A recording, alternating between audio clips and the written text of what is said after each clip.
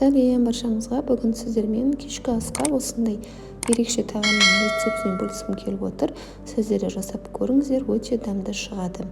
Алдымен біз қамырын илеп аламыз. Керекті заттарды осындай дайындап алдым. Қамыры мантының қамырындай болып иленеді.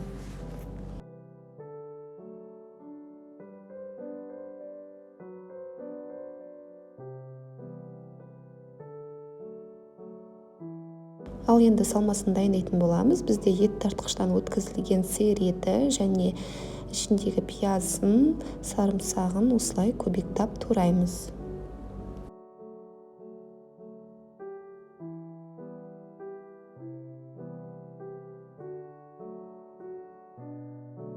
Және де міндетті түрде осылай ішіне май қосамыз. Сол кезде одан да дәмді болып шығады.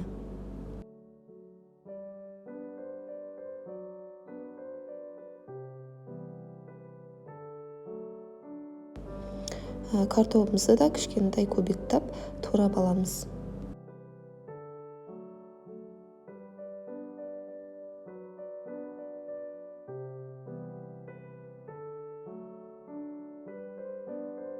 Барлығын бір ыдыста біріктіріп, ішіне дәміне қарай тұзын, бұрышын саламыз, және де құрғақ болып кетпес үшін ішіне кішкене сүт құйыңыздар.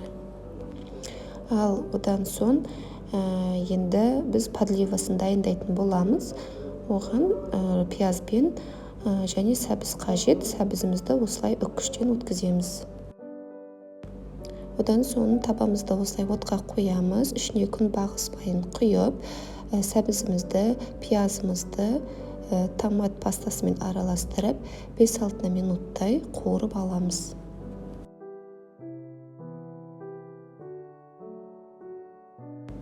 Тек қана осылай қуырып алсаңыздар жеткілікті. Ал енді нанымызды осылай екіге бөлеміз.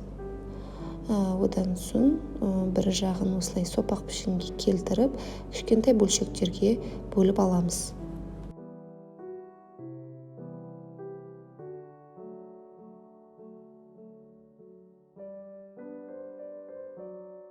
Барлығын осылай ұнға аунатып, дөңгелектеп аламыз.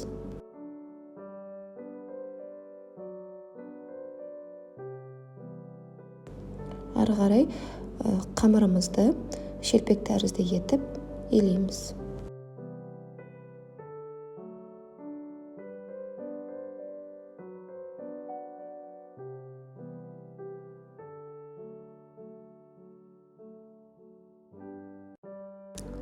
Одан соң табамызды осылай отқа қоямыз. Ішіне май ештеңе жақпаймыз.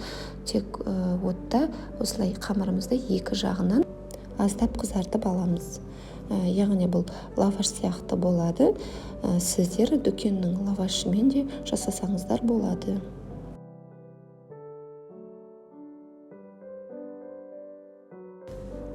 Және де осылай барлығының бетіне сары май жағып шығамыз.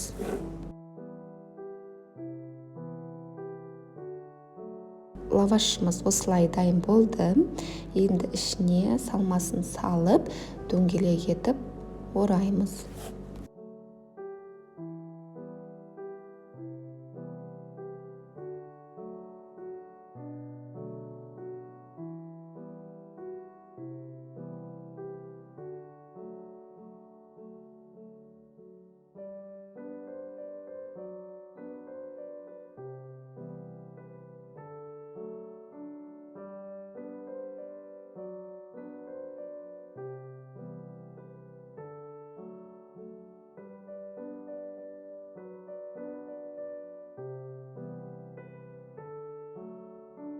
Ал енді жаңа дайындалған подливамызды осылай противенге жайып шығамыз.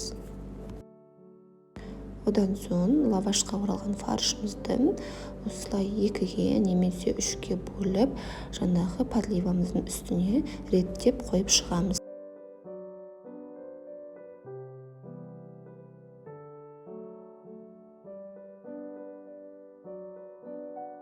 Және де достар, осы жерде айта кетейін, осылай подливасын салып болғаннан кейін үстіне кішкене су құйыңыздар, әйтпесе құрғақ болып кетеді. Ал енді тағамыздың бетін осылай фольгамен жауып 180 градуста 1,5 сағат духовкада пісіретін боламыз. Мінекей тағамыз осындай керемет дәмді болып шықты. Қалауларыңызша бетіне көк жуа сыр себуіңізге болады. Видеом ұнаған болса, лайк басып, подписка жасап, комментарий жазып қойыңыз. Барлықтарыңызға ас болсын.